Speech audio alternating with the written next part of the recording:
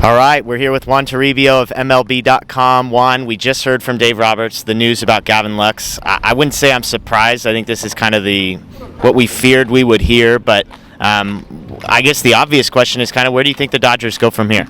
Yeah, I mean, obviously it's a tough blow, right? Like, there's no sugarcoating that. It's kind of what everyone expected, and now it's official. Torn ACL, LCL, so he'll be out for the rest of the season. And now it's just kind of see who steps up. I mean, the first guy up will be Miguel Rojas. He was brought in as an insurance, and now here we go, right? Like, he's going to be thrust right into the shortstop role. He was brought in to hit lefties, though, and now he's going to have to be the everyday guy in shortstop. That's a big responsibility. You go from Corey Seager to Trey Turner, so there's a pretty significant drop-off there. So it's going to be him, Chris Taylor, Mookie Betts going to play a little bit more second base. That's what Dave Roberts said. So it's going to be a combination of a lot of different things, but there's no sugarcoating the fact that this is a huge loss for this team. Yeah, Dave mentioned he feels there's a little more in Miguel Rojas' bat. They've kind of hinted, we think he was injured last year. I mean, are you buying any of that?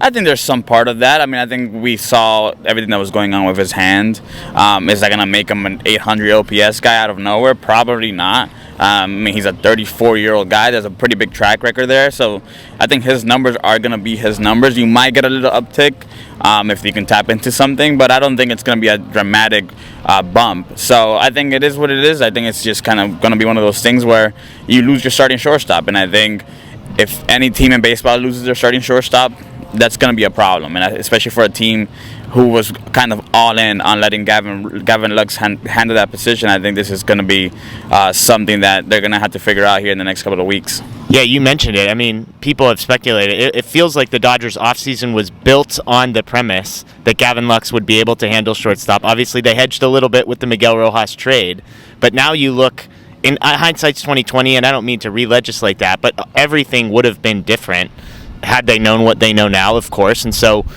is there an outside? I mean, the free agent market, there's nobody there who's better than Miguel Rojas. There's been tons of speculation about guys that may or may not be available for trade. I mean, is that, if you were in charge, is the route that you would go pursuing an external option, or would you say, let's give Miguel Rojas a shot to see if he can be even average offensively, above average defensively, and just sort of be okay with that? Yeah, and I think that's kind of tricky, right? Like, kind of going back to your point, in the offseason, I mean, Trey Turner returning was probably never going to happen. I think it was pretty obvious that he wanted to go back to the East Coast. Then you had Xander Bogaerts, the Carlos Correa. I mean, the shortstop class was pretty deep, and they just said, no, we have a guy in Gavin Lux we want to give an opportunity to. I mean, he's a top prospect, came up as a shortstop. But now it's tricky. Like, now it's, we're 2 weeks into spring training. Making the deal now is a little bit more difficult. I think teams are kind of set on what their roster is going to look like.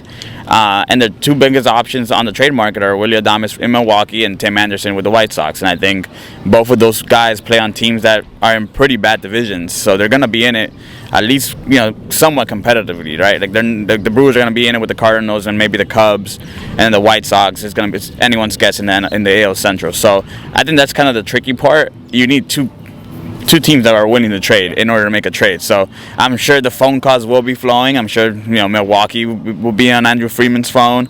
It's just a matter of do they want to trade a guy like Willy Adames, who they see as their star shortstop for the foreseeable future. So it's a little bit trickier now, like I said, at this point in spring training, but maybe you can swing something at the deadline if one of those teams, for whatever reason, aren't in the mix.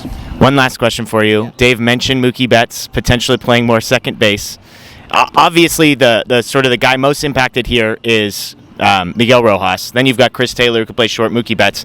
I feel like there's a domino effect in the outfield as well. There feels like there's a logjam out there, a bunch of guys who are in camp expected to be on the roster. Is there a guy out there, maybe it's Trace Thompson, maybe it's James Outman, is there a guy out there that you feel like maybe a spot, the door cracked open a little bit wider for them? Yeah, I think as of right now, it would probably be James Outman. I think if you're making a roster projection right now, I think James Outman was going to be in AAA, right? Like, Jason Hayward was going to be on the team, or is going to be on the team.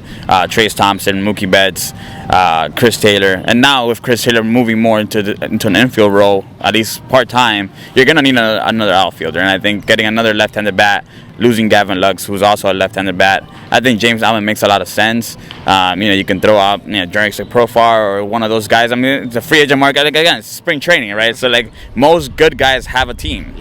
Most teams who are major league players have a team right now. So that's the difficult part. You can always swing a trade for a kind of one of those fringe roster guys. That might come later in the spring once teams know who's going to make the roster or not. But if I had to pick right now, I think James Allen's probably the biggest benefactor from just kind of this injury.